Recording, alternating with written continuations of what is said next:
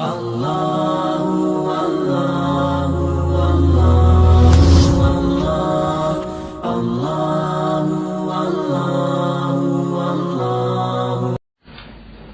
بالله من الشيطان الرجيم. بسم الله الرحمن الرحيم. وإذ قال ربك للملائكة إني جاعل في الأرض خليفة قالوا أتجعل فيها من يفسد فيها ويسفك الدماء ونحن نسبح بحمدك ونقدس لك قال إني أعلم ما لا تعلمون. وعلم آدم الأسماء كلها ثم عرضهم على الملائكة فقال أنبئوني بأسماء هؤلاء إن كنتم صادقين. پہلے حسی نعمتوں کا ذکر تھا. اس سے پہلے جتنی بھی نعمتیں ذکر ہوئی وہ حسی نعمتیں تھی. حسی ظاہری نعمتوں کا ذکر تھا. جسمانی نعمتیں، حسی نعمتیں، ظاہری نعمتیں. اور اب جو ہے وہ معنوی نعمتوں کا ذکر ہے، وہ باطنی روحانی نعمتیں ہیں کہ اللہ تعالیٰ نے تمہارے جد امجد حضرت آدم علیہ السلام کو بنایا، پھر ان کو علم کی نعمت سے نوازا، پھر ان کو تمام فرشتوں کے لیے مسجود ملائکہ بنایا. یہ اعزاز بخشا انسانوں کو. آدم علیہ السلام کو اتنا بڑا اعزاز دیا اللہ تعالیٰ نے. تو یہ علم اور یہ مقام یہ ایک روحانی نعمت ہے اللہ تعالیٰ کی طرف سے. تو آدم علیہ السلام کا قصہ اللہ تعالیٰ ذکر فرما رہے پورے رکوع میں،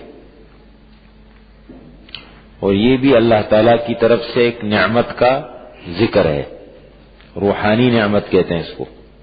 تمہارا وجود آدم علیہ السلام کے نتیجے میں ہے.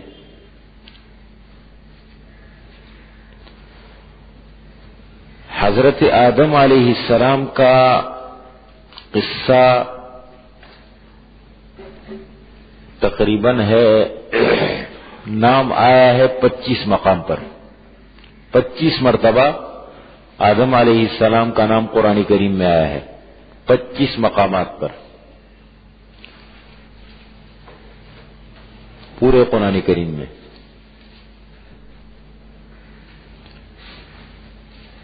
سب سے زیادہ ذکر سورہ اعراف میں ہے،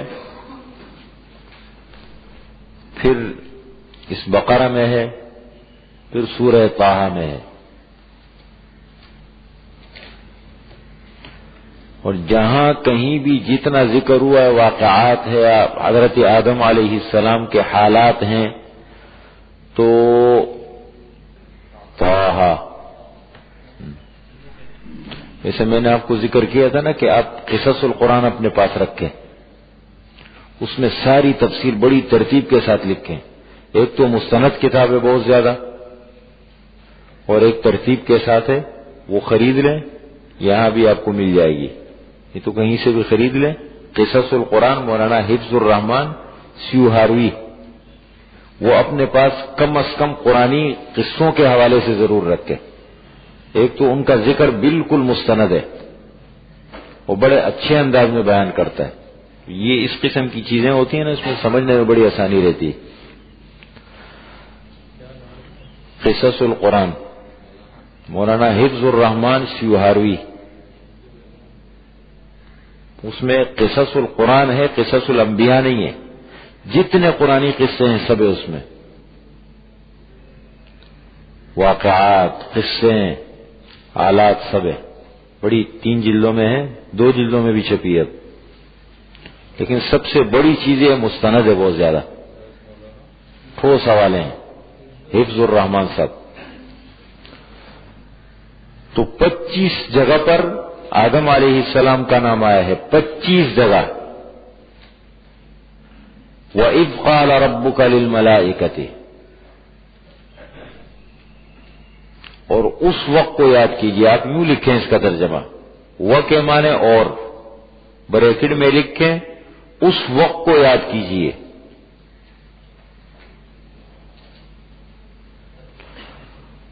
اس وقت کو یاد کیجئے، اذ جب،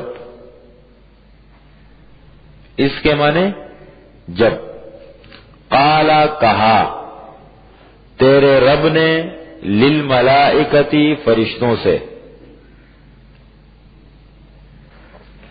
انی جاعل فی الارض خلیفہ، بے شک میں بنانے والا ہوں زمین میں ایک خلیفہ، خلیفۃ نکرہ ہے،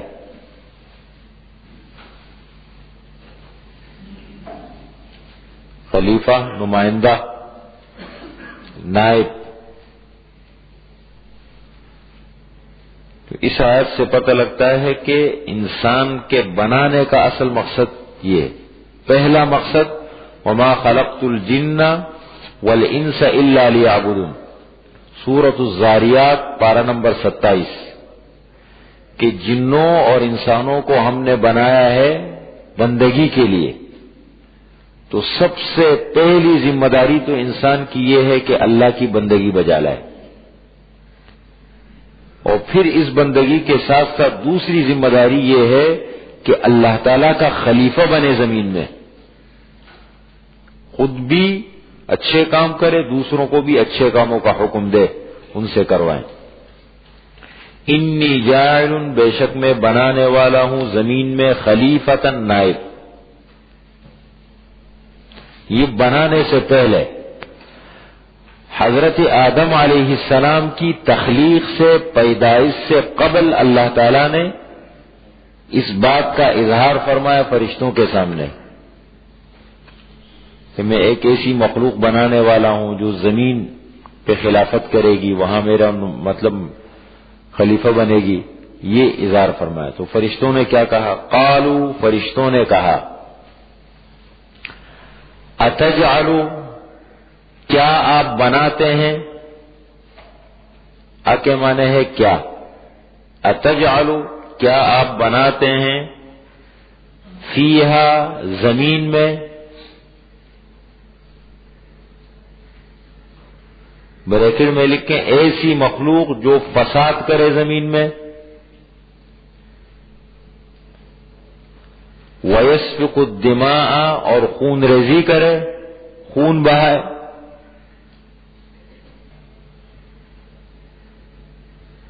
وَنَحْنُ نُسَبِّحُ بِحَمْدِكَ، اور ہم پاکی بیان کرتے ہیں تیری حمد کے ساتھ، متلبساً بالحمد، تیری حمد سے متلبس ہو کر، سبحان اللہ و بحمدہ سبحان اللہ العظیم۔ امام بخاری نے جو آخری حدیث لائی ہے نا، کلمتان حبیبتان الی الرحمن ثقیلتان فی المیزان خفیفتان علی اللسان سبحان اللہ و بحمدہ سبحان اللہ العظیم، دو کلمے ہیں جو اللہ کو بہت پسند ہے، زبان پہ بڑے ہلکے ہیں اور اعمالی ترازو میں بہت بھاری ہیں، سبحان اللہ و بحمدہ سبحان اللہ العظیم۔ تو وَنَحْنُ نُسَبِّحُ بِحَمْدِكَ، ہم تیری پاکی بیان کرتے ہیں، اور ہم پاکی بیان کرتے ہیں بحمدک، تیری حمد کے ساتھ۔ کیا مطلب؟ سبحان اللہ و بحمدہ سبحان اللہ، ساتھ ساتھ اس میں پاکی بھی ہے اور اللہ کی تعریف، دونوں پہلو ایک کلمے کے اندر آ گئے، جملے کے اندر، سبحان اللہ و بحمدہ وَنَحْنُ نُسَبِّحُ بِحَمْدِكَ، اور ہم پاکی بیان کرتے ہیں تیری حمد کے ساتھ، وَنُقَدِّسُ لَكَ، اور تیری پاکی کا اقرار اور اعتراف کرتے ہیں۔ ایک ہوتا ہے نا کرنا زبان سے، اور ایک اس کا اعتراف کرنا۔ ایک تو کہ چلو میں یہ کام کر رہا ہوں، اور ایک یہ نہیں کہ میں اس کا بھرپور اعتراف بھی کر رہا ہوں۔ وَنُقَدِّسُ لَكَ، تیری پاکی کا اقرار اور اعتراف بھی کرتے ہیں کہ آپ کے علاوہ کوئی ایسی ذات نہیں ہے جو پاکی مطلب اس طریقے سے ہم کے قابل، اور جو مطلب صفات ہیں اصل وہ آپ ہی کے لیے جو ہے وہ سزاوار ہے۔ وَنُقَدِّسُ لَكَ، اور آپ کے لیے کی پاکی کا اقرار اور اعتراف کرتے ہیں۔ اب دیکھیں، قال انی اعلم ما لا تعلمون، اللہ تعالیٰ نے فرمایا بے شک میں جانتا ہوں جو تم نہیں جانتے۔ دو مسئلے ہیں. ایک مسئلہ تو یہ ہے کہ جب اللہ تعالیٰ نے حضرت آدم علیہ السلام کو بنانے کا ارادہ کیا، فرشتوں کے سامنے اظہار فرمایا، تو فرشتوں نے کیا جواب دیا؟ اتجعل فیہا من یفسد فیہا ویسفک الدماء، ایسی مخلوق بناتے ہیں کہ جو فساد کرے، خون ریزی کرے. فرشتوں کو کیسے پتہ لگا؟ سوال ہے، فرشتوں کو یہ پتہ کیسے لگا؟ اس کے مفسرین نے 3 جواب لکھے ہیں. نمبر 1 یہ ہے کہ انہوں نے سب سے پہلی بات انہوں نے انسانوں کو قیاس کیا جنات پر. احادیث میں ہے کہ انسان کے بنانے سے پہلے 2000 سال پہلے اللہ تعالیٰ نے زمین پر جنات کو بسایا تھا، اور جنات کی فطرت میں شر غالب ہے، یعنی شر کی طرف جلدی چلے جاتے ہیں. وہ شر غالب ہونے کا مطلب یہ شر کو جلدی لے لیتے ہیں. تو شر غالب تھا، وہ لڑتے تھے آپس میں، جھگڑے کرتے تھے، ان کی جنگیں بڑی بڑی جنگیں چلتی تھی، فرشتے آتے تھے، اللہ کا عذاب آتا تھا. یہ اس طریقے سے سلسلہ جاری رہتا تھا. تو وہ زمین پر آباد تھے، تو فرشتوں نے سمجھا شاید یہ بھی زمین پر ایک مخلوق ہے، جو کام وہ کرتے ہیں یہ بھی وہی کام کریں گے. تو قیاس کیا کس چیز پر؟ نمبر 2 خلیفہ کا لفظ سامنے دیکھ کر کے اس سے انہوں نے وہ کیا. یہ جوابات ہے، حقیقت اللہ کو معلوم ہے. لکھا ہے جو مفسرین نے، لفظ خلیفہ کو سامنے رکھ کر دیکھے خلیفہ کی ضرورت کہاں پڑتی ہے. جہاں اب جنت میں خلیفے کی ضرورت نہیں ہے، جنت میں پولیس فوج کی ضرورت نہیں ہے کہ یہ نگران ہے، یہ ذمہ دار ہے، یہ کنٹرول کرنے والا ہے، نظام کو چلانے والا ہے. نہیں، وہاں تو سارے انسانوں کو اللہ تعالیٰ ایک دل کے اوپر مجتمع کر دیں گے. ایک ذہن، ایک خیال، ایک سوچ، ایک فکر، ایک دل. کوئی حسد نہیں، کوئی بغض نہیں، کوئی مفادات کی جنگ نہیں، خود غرضی نہیں، ایک دل پر. تو وہاں ضرورت ہی نہیں پڑے گی.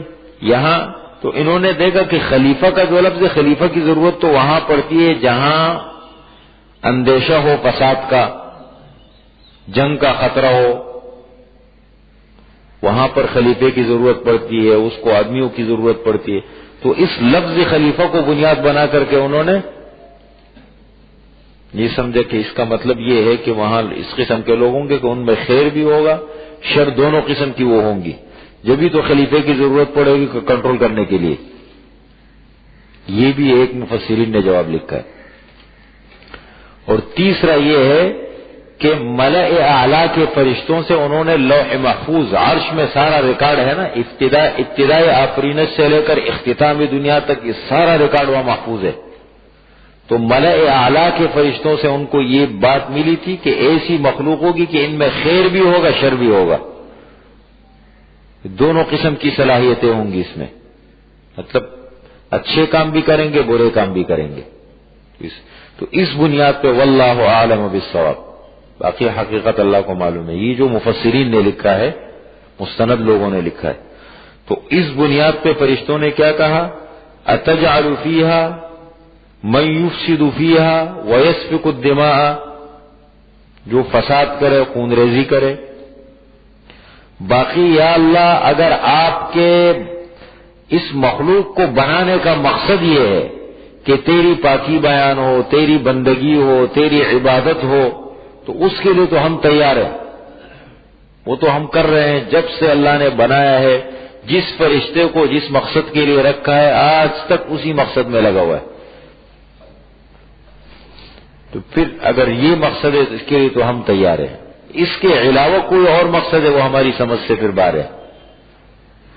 تو انہوں نے صرف یہ نہیں کہ فرشتوں نے کوئی اعتراض کیا، یہ کہا کہ یا تو مطلب اگر یہ مقصد ہے، یہ پہلو بھی ہو، ایک تو پہلو یہ بھی ہو سکتا، دوسرا اگر بنانے کا مقصد صرف بندگی عبادت ہے، وہ تو ہم کر رہے ہیں. تو اللہ نے کیا جواب دیا؟ قال انی اعلم ما لا تعلمون، بے شک میں جانتا ہوں جو تم نہیں جانتے. اصل بنانے کا مقصد کیا ہے؟ ویسے بظاہر میں آپ کو ایک بات بتاؤں، حقیقت میں ہم دیکھیں، انسان دیکھو کتنا سفاک ہے، کتنا ظالم ہے اور کتنا فسادی ہے، سب کچھ ہے یا نہیں؟ لیکن اللہ تعالیٰ کی حکمت کو پھر بھی ہم نہیں پہنچ سکتے ہیں۔ کیا حکمت ہے انسان کے بنانے میں، کیا راز ہے، اب بھی کہ زندگی بھر ہم سوچتے رہے اس نتیجے پہ نہیں پہنچ سکتے۔ اس انسان کے بنانے کا بہت اونچا مقصد ہے جو بہت بڑے لوگ سمجھ سکتے ہیں، انبیاء کرام علیہم الصلوۃ والسلام۔ دیکھیں انبیاء کرام کتنے بڑے سینوں والے ہوتے ہیں، کتنے بڑے ظرف ہوتے ہیں ان کے، کتنا بڑا حوصلہ ہوتا ہے ان کا، کتنی بڑی سوچ ہوتی ہے۔ اس کا مطلب یہ ہے کہ وہ اللہ کے خاص نمائندے ہوتے ہیں، شاید اس مقصد اور اس حکمت کو وہی سمجھتے ہیں، عام انسان کی سمجھ سے بالاتر ہے۔ ورنہ بظاہر ہم دیکھتے ہیں تو انسان تو فساد کرتا ہوا نظر آ رہا ہے، کہیں خود غرضی کی جنگ ہے، کہیں مفادات کی جنگ ہے، لڑائیاں شروع ہے، حقوق العباد، انسان لگے ہوئے ایک دوسرے کے خلاف، حسد ہے، بغض و عداوت ہے، ایک عجیب سا ماحول ہے، ایک دوسرے کو برداشت کرنے کے لیے بالکل تیار نہیں ہے بظاہر اگر ہم دیکھیں۔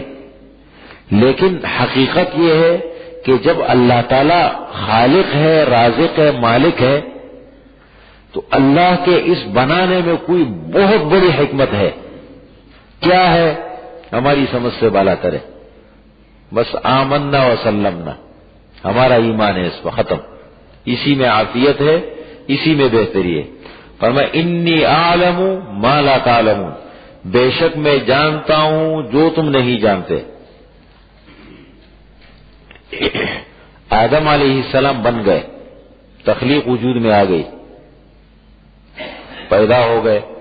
یہاں اس کا ذکر نہیں ہے، اس کا ذکر ہے سورہ اعراف میں، پارہ نمبر 8 کے دوسرے رکوع میں تفصیل کے ساتھ تخلیق کا ذکر ہے، بنایا، کیسے بنایا، خلقتہ بیدی، اللہ فرماتے میں نے اپنے ہاتھوں سے بنایا ہے، جیسے اللہ کی شان کے لائق ہے۔ تخلیق کا ایک مستقل مسئلہ وہاں پر ہے۔ بہرحال بننے کے بعد وعلم آدم الاسماء، اللہ تعالیٰ نے سکھائے، تعلیم دی، علم تعلیم دی آدم علیہ السلام کو الاسماء ناموں کی، کلہا سب کی، سارے ناموں کی تعلیم دی۔ ثم عرضهم على الملائکۃ، پھر پیش کیا ان ناموں کو فرشتوں پر۔ وہ جو نام آدم علیہ السلام کو تعلیم دی تھی وہی نام فرشتوں سے کہا آپ لوگ بتائیں۔ بتاتا ہوں تفصیل۔ فقال انبئونی، اللہ تعالیٰ نے فرمایا انبئونی، خبر دو مجھے، بتلاؤ مجھے، باسماء ہؤلاء، ان ناموں کے بارے میں، ان کنتم صادقین، اگر تم سچے ہو۔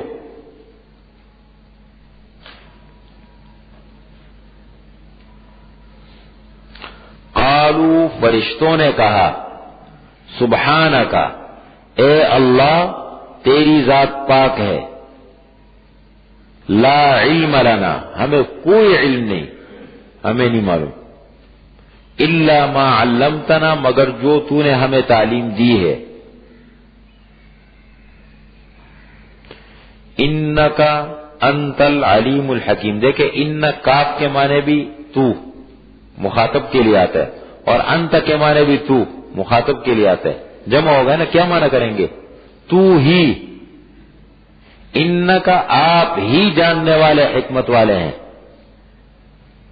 اصل جاننے والے آپ ہیں، ہر چیز کی حقیقت کو آپ جانتے ہیں۔ انک انت العلیم الحکیم، بے شک آپ ہی جاننے والے، حکمت والے ہیں۔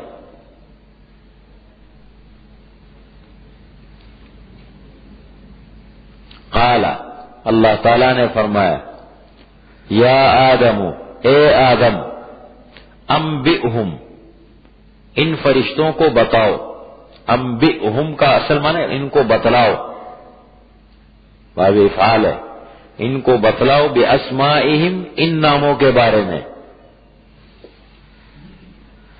فلما انبأہم، پس جس وقت ان کو بتلایا، انبأہم ان کو خبر دی، باسمائہم ان ناموں کے بارے میں، قال اللہ تعالی نے فرمایا الم اقل لکم، کیا میں نے نہیں کہا تھا تم سے، انی اعلم کہ بے شک میں جانتا ہوں، غیب السماوات والارض آسمانوں اور زمین کی چھپی ہوئی چیزوں کو، غیب، وَأَعْلَمُ مَا تُبْدُونَ وَمَا كُنْتُمْ تَكْتُمُونَ،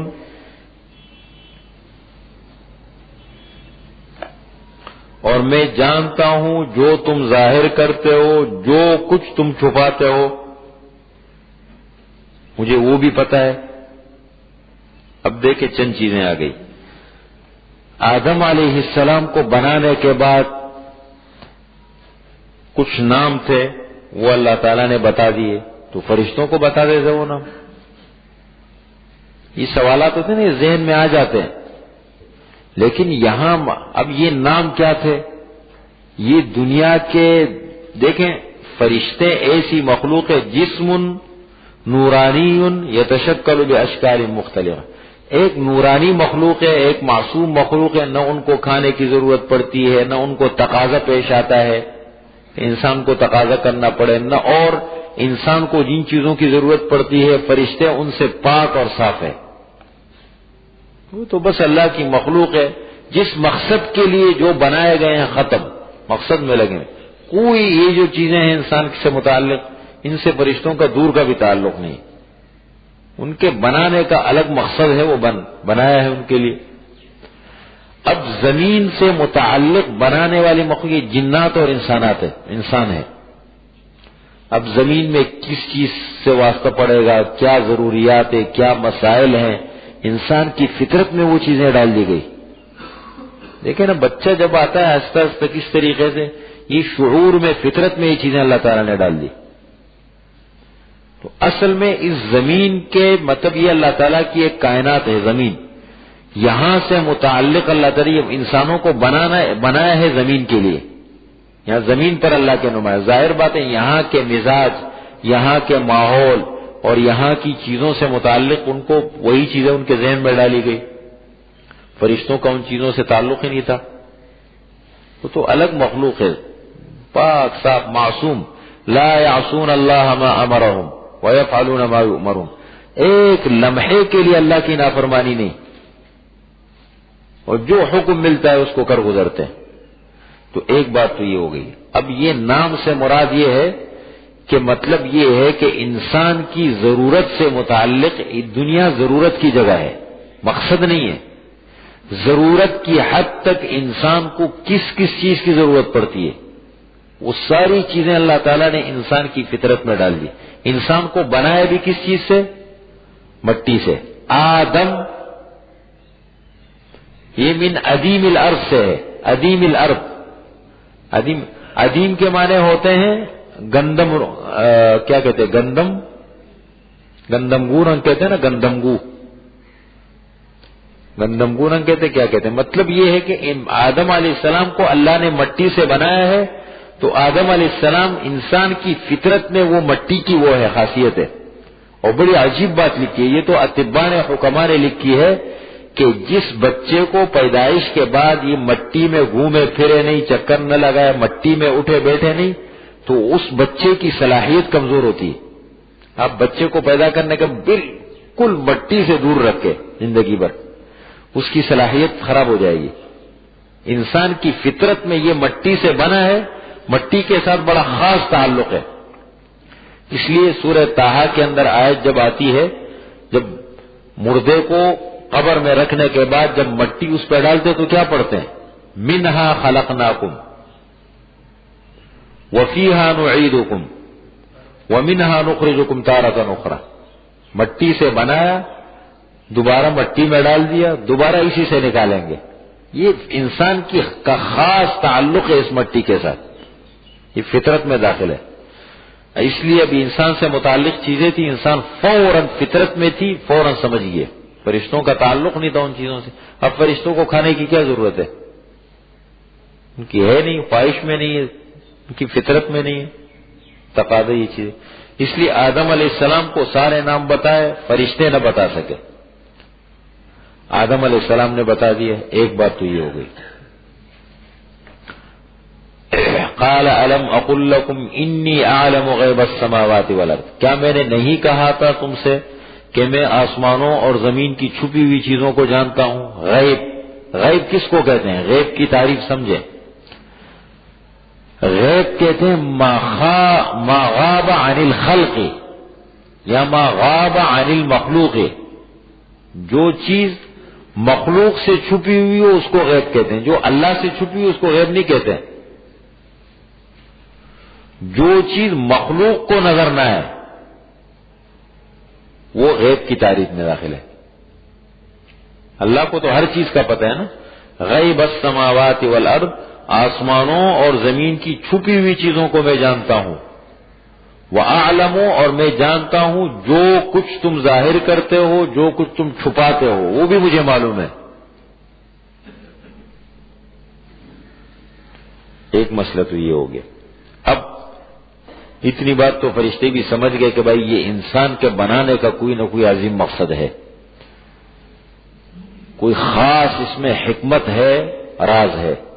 آدم علیہ السلام کو بنایا، فرشتوں کے سامنے پیش کیا کہ سجدہ کرو ان کو. وَإِذْ قُلْنَا لِلْمَلَائِكَةِ، اور اس وقت کو یاد کیجئے. یہ آدم علیہ السلام کے حالات کا ایک اور حصہ ہے. وَإِذْ قُلْنَا، اور جب ہم نے کہا کہ للملائکۃ، فرشتوں سے، اسجدوا، سجدہ کرو، لآدم، آدم کو. فسجدوا، پس انہوں نے سجدہ کیا، الا ابلیس، مگر ابلیس نے. ابلیس شیطان کا اصل نام ہے. ابلیس جو بڑا شیطان ہے اس کا نام ہے ابلیس. ابلیس نے. اب یہاں دیکھیں، ابلیس کو تو سجدے کا حکم ملا تو للملائکۃ، فرشتوں سے کہا، لیکن سورہ اعراف میں تفصیل ہے. ما منعک ان تسجد اذ امرتک، جب اس نے انکار کیا تو خصوصیت کے ساتھ اس کو جو ہے مخاطب کیا گیا کہ جب میں نے تجھے سجدے کا حکم دیا تھا تو نے کیوں انکار کیا؟ ما منعک، کس چیز نے روکا تجھے سجدے سے؟ حکم سب کو ملا تھا. یہ فرشتوں کی جماعت میں رہتا تھا اس زمانے میں، تو فرشتوں کی، بلکہ حضور صلی اللہ علیہ وسلم کی آمد سے، بعثت سے قبل، یہ جنات یہ آسانی کے ساتھ اوپر آسمانوں پہ آتے جاتے تھے، فرشتوں میں گلے ملے رہتے تھے. دونوں مخلوق ایسی ہے نا، ایک جسم ناریون ہے، ایک جسم نورانیون ہے. ایک آگ کی بنی ہوئی مخلوق ہے اور ایک نور کی بنی ہوئی مخلوق ہے، دوسرے کی حقیقت، لیکن ہم دونوں کو نہیں دیکھ سکتے. تو فسجدوا، انہوں نے سجدہ کیا، الا ابلیس، مگر ابلیس نے. ابا، انکار کیا. واستکبر، اور تکبر کیا. اس کی تفصیل بھی قرآن میں دوسری جگہ پہ آئے گی کہ سورہ حجر پارہ نمبر 14 کہ اس کو مٹی سے بنایا ہے، میں اس کے سامنے سجدہ کروں. عقل کا تقاضا تو یہ کہ سب سے پہلے اللہ کے حکم کے مقابلے میں عقل لڑانے والے شیطان ہے. اس نے کہا کہ اس کو مٹی سے بنایا ہے، مجھے آگ سے بنایا ہے. آگ اوپر کو جاتی ہے، مٹی جو ہے وہ نیچے کو دبتی ہے، تو عقل کا تقاضا یہ مجھے سجدہ کرے نہ کہ میں اس کو سجدہ کروں. دیکھو عقل، قیاس کیا اس نے. ابا ایسے انکار کو کہتے ہیں عربی زبان میں کہ جو بغیر کسی عذر کے ہو. ابا، انکار کر دیا، کوئی عذر نہیں، کوئی وجہ نہیں، بس انکار. واستکبر، اور تکبر کیا، اپنے آپ کو بڑا سمجھا. اور آدم علیہ السلام کو تکبر اسی کو کہتے ہیں نا، غمت الناس، مخلوق کو حقیر سمجھنا. اس نے آدم علیہ السلام کو اپنے مقابلے میں حقیر سمجھا. وَكَانَ مِنَ الْكَافِرِينَ، اور ہو گیا کافروں میں سے. اصل معنی یہ بنتے ہیں. تھا کافروں میں سے لکھا ہوا ہے. کیا ترجمہ لکھا آپ کے یہاں؟ ہو گیا. اصل ترجمہ یہ. دو معنی ملیں گے آپ کو. تھا کافروں میں سے یہ بھی ملے گا، لیکن اصل معنی صار من الکافرین، ہو گیا کافروں میں سے، انکار کرنے والوں میں سے. پہلے تو بہت بڑا اللہ کا نیک بندہ تھا نا، بہت عبادت کی اللہ کی، بہت زیادہ عبادت کی، فرشتوں کی جماعت میں رہتا تھا، بڑا نام تھا اس کا، بڑی عبادت کی اس نے. صرف چونکہ فرشتوں کو جب مخاطب کیا گیا تو یہ فرشتوں کے ساتھ ہی رہتا تھا، تو فرشتوں کی جماعت میں تو یہ بھی آ گیا نا، اس نے انکار کر دیے. کیا حکمت ہے، کیا نظام ہے اللہ تعالیٰ کا، نہ سمجھ میں آنے والا. اب اس کو رکھا تھا وہاں پر، یہ وہاں تھا، فرشتوں نے سب نے سجدہ کیا، اس نے انکار کر دیا. فرشتہ نہیں تھا. کان من الجن، 16ویں پارے میں سورہ کہف کے اندر تفصیل آتی ہے. کان من الجن ففسق عن امر ربه واذ قلنا للملائکۃ اسجدوا لآدم فسجدوا الا ابلیس. جب ہم نے فرشتوں سے کہا کہ آدم کو سجدہ کرو، سب نے سجدہ کیا مگر ابلیس نے. کون تھا؟ کان من الجن، جنوں میں سے تھا، جنات میں سے. ففسق عن امر ربه، اپنے رب کے حکم کی نافرمانی کی. جنات میں سے تھا، شیطان ہے نا. وَكَانَ مِنَ الْكَافِرِينَ، اور ہو گیا کافروں میں سے. وَقُلْنَا، اور ہم نے کہا، یا آدم، اے آدم، اسکن، رہو، آپ، انت، آپ، اسکن، رہیں آپ، وزوجک، اور آپ کی بیوی، الجنت، جنت میں. اچھا ایک بات، یہ سجدہ کون سا تھا؟ آدم علیہ السلام کو جو سجدہ ہوا یہ سجدہ تعظیمی تھا. سجدہ دو قسم کا ہوتا ہے، ایک ہے سجدہ تعبدی بطور عبادت، اور ایک ہے سجدہ بطور تعظیم. تو یہ عبادت کا سجدہ نہیں تھا. عبادت کا سجدہ اللہ کے علاوہ کسی کے سامنے جائز نہیں ہے. اب تک جب سے اللہ نے مخلوق کو بنایا ہے، کسی کے سامنے عبادت کا سجدہ صرف اللہ کے لیے. یہ سجدہ تعبدی تعظیمی تھا، یعنی آدم علیہ السلام کی عظمت اور شان کو ظاہر کرنے کے لیے. پہلی امتوں میں سجدے ہوتے تھے. جب حضرت یوسف علیہ السلام مصر میں گئے، سب ان کے سامنے سجدے میں پڑ گئے. یہ سجدہ تعظیمی تھا، اور اصل تو اللہ کا حکم تھا نا کہ سجدہ کرو. حقیقت میں اللہ کا حکم تھا. اور ہم نے کہا اے آدم رہیں آپ اور آپ کی بیوی جنت میں، وَكُلَا، دونوں کھاؤ. اب نہیں ہے، امت محمدیہ کے اندر پابندی لگ گئی. صرف سجدہ تعظیمی ہو یا سجدہ تعبدی ہو، صرف اللہ کے لیے. وَكُلَا، اور دونوں کھاؤ، منہا، اس جنت میں سے، رغدن، جی بھر کر. رغدن کے معنی خوب کھاؤ. حیث شئتما، جہاں سے تم دونوں چاہو. ولا تقربا هذه الشجرة، اور تم دونوں قریب نہ جاؤ اس درخت کے. هذه الشجرة، دیکھو معرفہ لایا ہے. الشجرہ تو ویسے بھی معرفہ ہے، پھر هذه کے ذریعے سے اشارہ کر دیا اس کی طرف. هذه الشجرة، اس مخصوص درخت کے قریب مت جاؤ. اب اس میں مفسرین لگے ہوئے، کوئی کہہ رہے یہ انجیر کا درخت تھا، کوئی کہتے ہیں یہ جو ہے وہ گندم کا درخت تھا، کوئی کہتے ہیں یہ املوک کا درخت تھا، کوئی کہتے ہیں یہ پتہ نہیں کیا کیا. بڑی عجیب بات لکھی ہے مفسرین نے، کہتے ہیں ابہموا ما ابہمہ اللہ تعالی. جس چیز کو اللہ نے مبہم رکھا ہے اس کے پیچھے مت پڑو. کتنی عجیب بات ہے. اپنی صلاحیت کو کسی اور جگہ استعمال کرو. اگر ضرورت ہوتی، دین کا حصہ ہوتا، اللہ تعالیٰ اس درخت کا اظہار بھی فرما دیتے کہ وہ کون سا درخت تھا، جو بھی درخت تھا. لیکن ایک مخصوص درخت کا نام لے کر کے فرمایا اس کے قریب مت جاؤ بس. اور اصل میں قریب جانے کی ممانعت بھی نہیں تھی، کہیں پڑ نہ جائے. اس لیے قریب جانے سے بھی منع کر دیا گیا، ولا تقربا هذه الشجرہ، قریب نہ جاؤ اس درخت کے، فتکونا من الظالمین، پس ہو جاؤ گے تم نا انصافی کرنے والوں میں سے۔ پھر ظالم نا انصافی کرنے والوں میں سے۔ جہاں بھی اس قسم کی چیز آ جائے نا جس کو اللہ نے ظاہر نہیں کیا اور حدیث میں بھی اس کا اظہار نہیں ہے، ذکر نہیں ہے، پیچھے پڑنا ہی نہیں چاہیے۔ فَأَزَلَّهُمَا الشَّيْطَانُ، پس ورغلایا ان دونوں کو شیطان نے، ازل کے معنی پسلایا، ورغلایا۔ اس وقت سے دیکھو سلسلہ شروع ہو گیا، کشمکش شروع ہو گئی۔ کتنی بڑی اللہ نے طاقت دی ہے اس کو۔ شیطان کہتا ہے کہ میں اتنی بڑی محنت کرتا ہوں، منصوبہ تیار کرتا ہوں، ایک انسان کو نشانے پہ لاتا ہوں، اس کے لیے اتنی پلاننگ کرتا ہوں، پھر پوری تیاری کر کے بالآخر اس کو پکڑ لیتا ہوں میں اور اس سے گناہ کروا دیتا ہوں، اور وہ ایک مرتبہ کہہ دیتے یا اللہ مجھ سے غلطی ہو گئی، گناہ ہو گیا، مجھے معاف کر دے، کہتے میں سارے منصوبے پہ میرے پانی پھیر دیتے وہ، حدیث میں۔ تو اس کو بھی دیکھنا چاہیے، دونوں پہلو کو دیکھے نا۔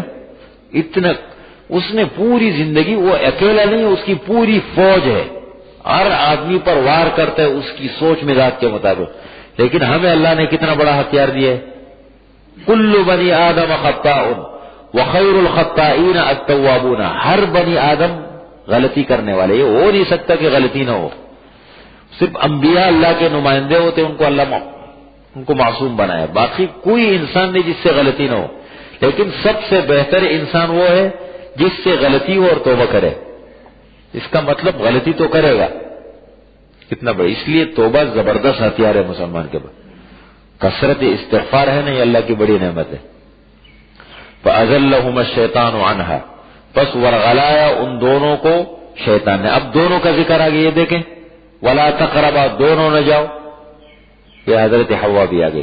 دوسری جگہ قرآن میں ہے لِيَسْكُنَ، سورہ ہے اعراف میں آخر میں، کہ جب آدم علیہ السلام کو اللہ تعالیٰ نے بنایا، انسان کی دیکھیں یہ بعض چیزیں فطرت میں ہوتی ہے، انسان کی فطرت میں ہے کہ اپنی خواہش پوری کرنے کے لیے اللہ تعالیٰ نے ایک حد رکھی ہے۔ اگر حد کے اندر انسان اپنی خواہش پوری کرے تو انسان کی صحت بھی ٹھیک رہتی ہے، دنیا کا نظام بھی ٹھیک چلتا ہے۔ اور اگر انسان پر خواہشات کا اتنا غلبہ ہو جائے کہ اپنی خواہشات کو غلط طریقے سے استعمال کرنے لگے، انسان کی صحت خراب ہو جاتی ہے، دنیا کا نظام بھی خراب ہو جاتا ہے، اس سے ماحول بھی خراب ہو جاتا ہے۔ اب دیکھیں انسان کی فطرت میں یہ چیز تھی، تو وہ کہتے ہیں آدم علیہ السلام کو بنانے کے بعد وہ اپنی زندگی میں وحشت اور تنہائی محسوس کرتے تھے، اکیلے،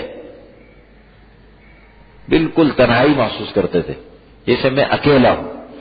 اللہ تعالیٰ نے ان کے بائیں پسلی سے حضرت حوا کو بنایا، آدم علیہ السلام سے حضرت حوا کو بنایا، حدیث میں اس کا ذکر ہے۔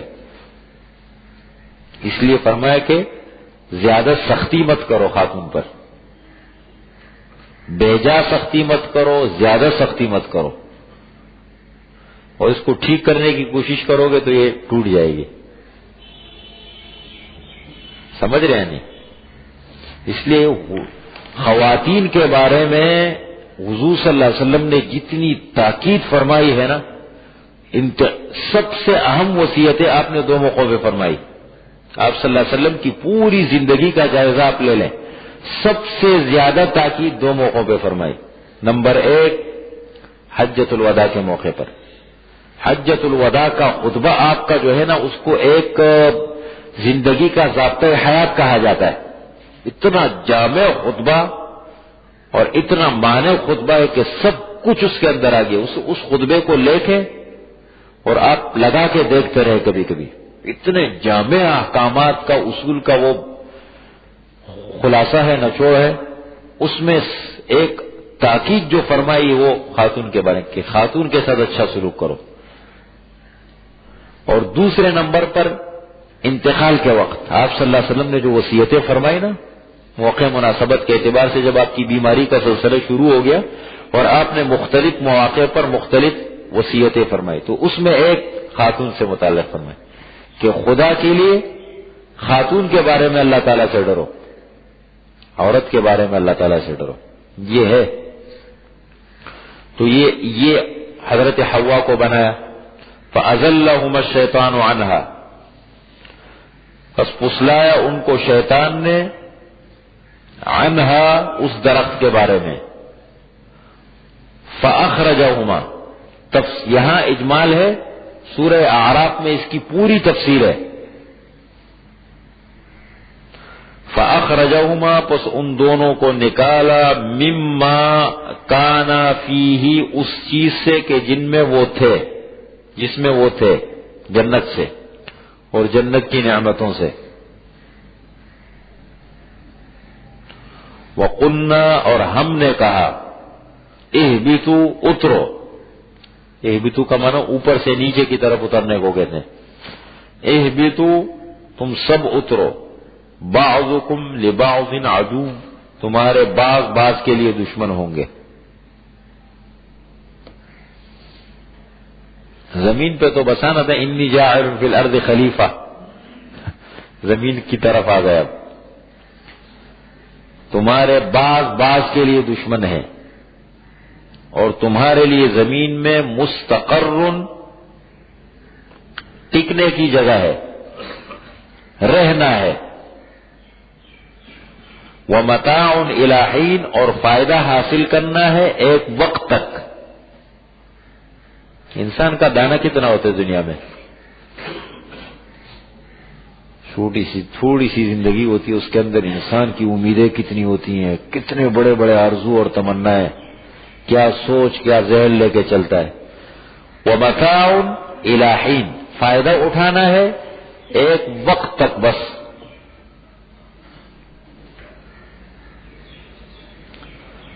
فتلقا، پس حاصل کر لیے،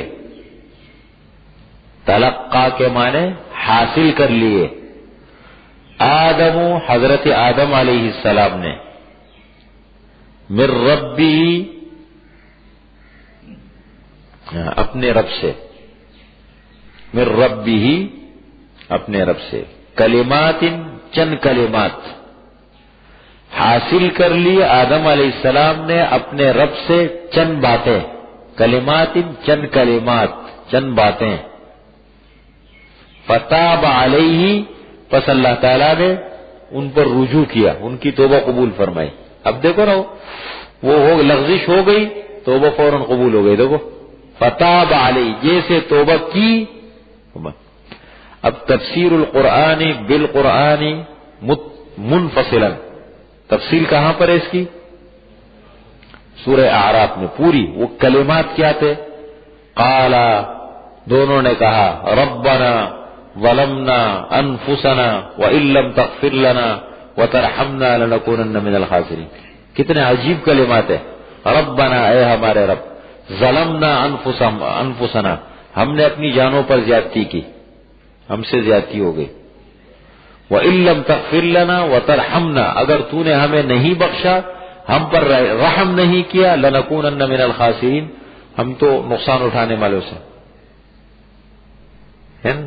یہ وہاں پر تفصیل آپ وہیں دیکھ لیں، تفسیر القرآن بالقرآن منفصلا، یہ ہے آیت نمبر سورہ۔ اصل میں اگر آپ نے پوری تفصیل دیکھنی ہے تو سورہ اعراف کھولے اور اس کا رکوع نمبر 2 مکمل آدم علیہ السلام کا قصہ ہے تفصیل کے ساتھ۔ اس میں شیطان سے کو بھی حکم ملا تھا، اس کا بھی ذکر ہے۔ اس میں کیسے، مطلب یہ پوری تفسیر ہے، جنت میں بسایا، پھر شیطان نے کیا کیا، کیسے کپڑے ان کے وہ کیے، جنت کی نعمتیں چھینی، کیا کلمات تھے، پوری تفصیل ہے۔ اور اگر صرف یہ چاہیے، یہ کلمات چاہیے، تو یہ کلمات ہے غالباً آیت نمبر 22 ہے، 23 ہے، 23 آیت نمبر 23۔ اچھا جی، فتاب علیہ، اللہ تعالیٰ نے ان کی توبہ قبول فرمائے، انہ هو التواب الرحیم، انہو هو التواب، پارہ نمبر 8، بے شک وہی توبہ قبول کرنے والا مہربان ہے، وہی توبہ قبول کرنے، انہو ہوا، دیکھو یہ ڈبل لا ہے، بے شک وہی توبہ قبول کرنے والا مہربان ہے۔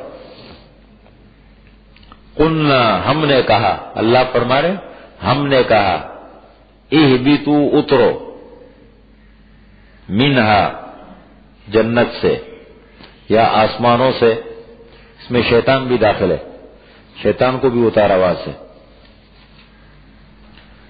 جمیعاً، سب کے سب۔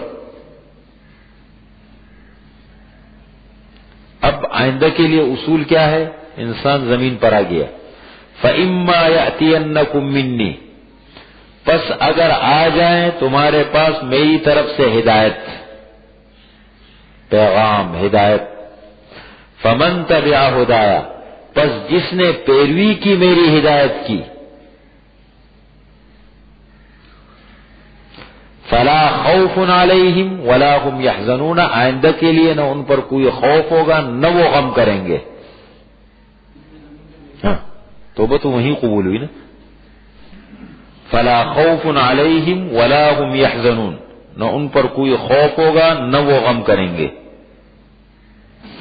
ایک ہے خوف اور ایک ہے غم، کیا فرق ہے دونوں میں؟ الخوف علی ما آت، خوف آنے والے کام پر ہوتا ہے، ابھی کام ہوا نہیں، کام ابھی ہوا نہیں ہے، آنے والے کام پر خوف ہوتا ہے، اور حزن گزشتہ کام پہ ہوتا ہے، جیسے ہوتا ہے نا کسی میرے ذمہ کوئی کام لگا ہے، مجھے پتہ ہے مجھے جواب دینا ہے، پتہ نہیں میں نے کام صحیح کیا ہے نہیں، کیا کہیں گے، حزن گزشتہ کام پہ غم ہوتا ہے، آنے والے کام پر خوف ہوتا ہے، پتہ نہیں کر سکوں گا نہیں کر سکوں گا، کیا بنے گا یہ۔ اور دوسرا فرق یہ بتایا کہ خوف کا تعلق اپنی ذات سے ہے اور حزن کا تعلق غیر سے ہے، دوسرے سے، نہ ان پر کوئی خوف ہوگا نہ وہ غم کریں گے۔ والذین کفروا، اور وہ لوگ جنہوں نے کفر کیا، وکذبوا بآیاتنا، اور ہماری آیتوں کو جھٹلایا، تکذیب کی، ہمارے احکامات کی، آیات کے اندر احکامات بھی آ گئے، اس کے اندر نشانیاں بھی آ گئی، اس کے اندر سب اللہ کی طرف سے جو بھی ہے وہ سب آ گئی۔ وَكَذَّبُوا بِآيَاتِنَا، اور ہماری آیتوں کی تکذیب کی، اولئک اصحاب النار، وہ لوگ ہوں گے آگ والے، اصحاب النار، آگ والے، ہم فیہا خالدون، آگ میں ہمیشہ رہیں گے۔